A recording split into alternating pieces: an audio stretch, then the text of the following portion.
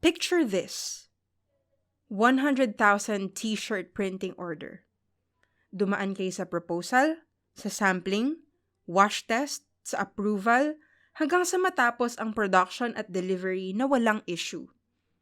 And then, after 2 to 3 weeks, nakatanggap ka ng bad news. Nag-iba yung kulay ng print. All 100,000 of your delivered t-shirts. This could be because of dye migration. And in this video, pag-uusapan natin kung ano ang dye migration, paano ito maiiwasan, at kung ano ang solusyon na pwede ninyong gamitin. Hello and welcome back to our channel. This is Carmela from Tulco, and in this side of YouTube, we talk about all things screen printing featuring Tulco products. Naranasan niyo na ba yun? Yung nag-imprenta kayo ng hundreds or thousands of shirts na akala niyo walang problema, tapos na-deliver niyo na't lahat-lahat, and then after a few weeks, malalaman niyo na nag-iba yung kulay ng print? Yung parang kinakain ng kulay ng tela yung ink? In our years in the industry, we've received this feedback not only from a few customers but from many of them.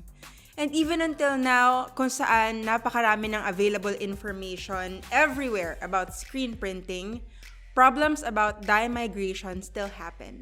So in this video, let's talk about dye migration and what can you do to prevent it. But before that, kung hindi pa po kayo subscriber dito sa aming channel, welcome po kayo dito. Please feel free to subscribe if you want to learn more about screen printing and to get updates about Tulco products. So, what is dye migration? Dye migration is the movement of dye from a dyed material, kagaya ng threads ng isang t-shirt, to another material in contact with that shirt, kagaya ng ink. Meaning, ang dye mula sa polyester fabric ay nagbi-bleed sa ink na nakapatong sa fabric.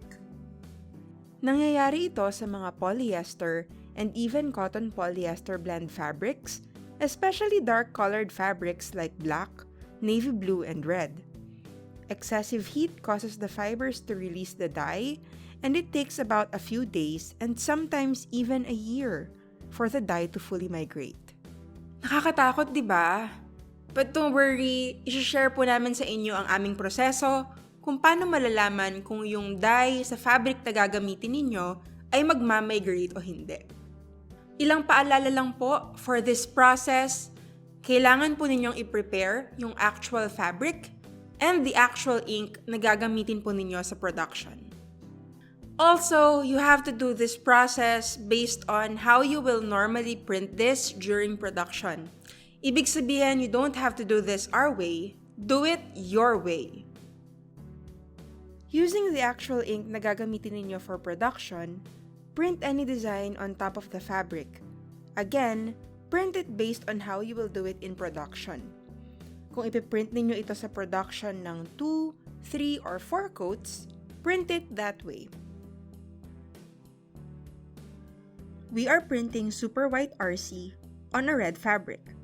Ipiprint namin ito ng 2 coats with 4 strokes per coat.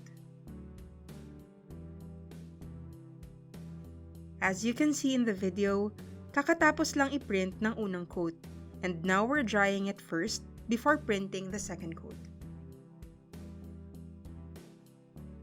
Time to print the second coat. Mas matagal lumalabas ang migration sa mga inks na makakapal versus sa maninipis na inks. Ito ay dahil mas mahirap makapenetrate ang dye sa makakapal na inks kaysa sa maninipis na inks. Either way, migration will still occur. So it's best to really check the fabric first.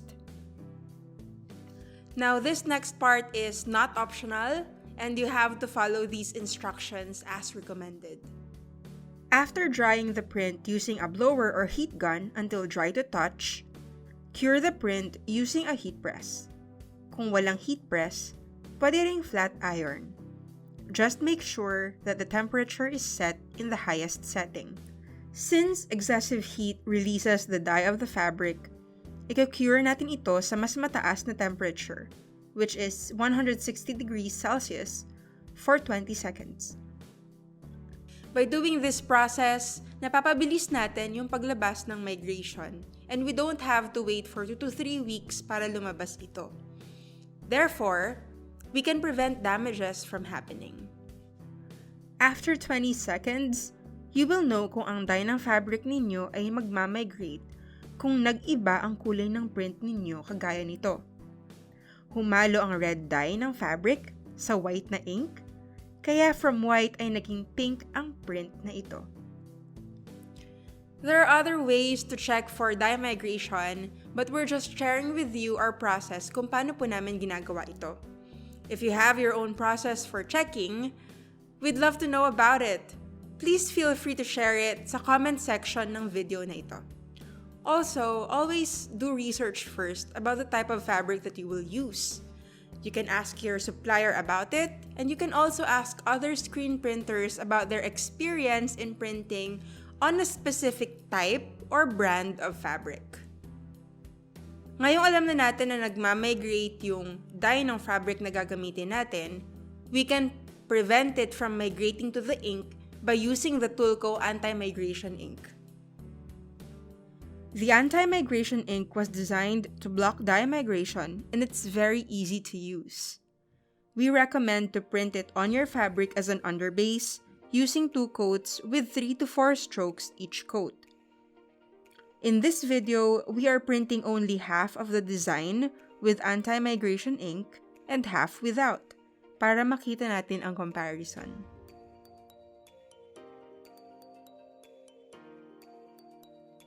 Drying with a heat gun or blower is needed in between printing each coat.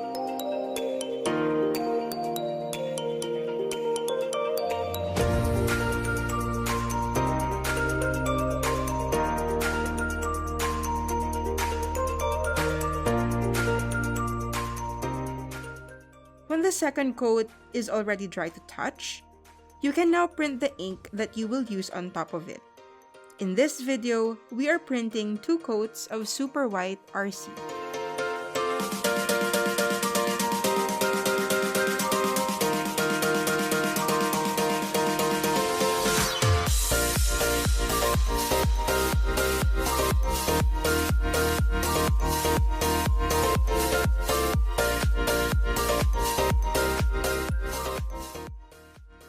After drying the print using a blower or heat gun until dry to touch, cure the print using a heat press or flat iron.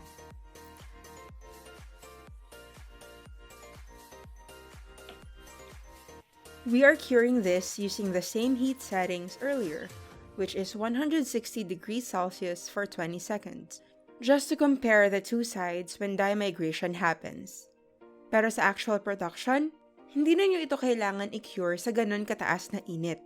We recommend for you to cure this ink after 24 hours of air drying at 110 degrees Celsius for 10 to 15 seconds. After curing, check out the results. The side of this print without an underbase of the Tulco anti-migration ink turned pink, while the color of the ink of this side with an underbase of anti-migration ink was preserved. So in summary, ang dye migration ay talagang sakit sa ulo at pati na rin sa puso ng mga screen printers, lalong-lalo na kung hindi ito maaagapan ng maaga. Kaya by testing your fabric for dye migration before production and by using the Tulco anti-migration ink as a solution, ma-eliminate po natin yung damages na pwedeng maidulot nito sa inyong output at pati na rin sa inyong negosyo. If you find this video helpful, kindly like this video and share it with your screen printer friends. This is going to help us reach and support more Filipino screen printers. Thank you for tuning in until the end of this video. Happy printing!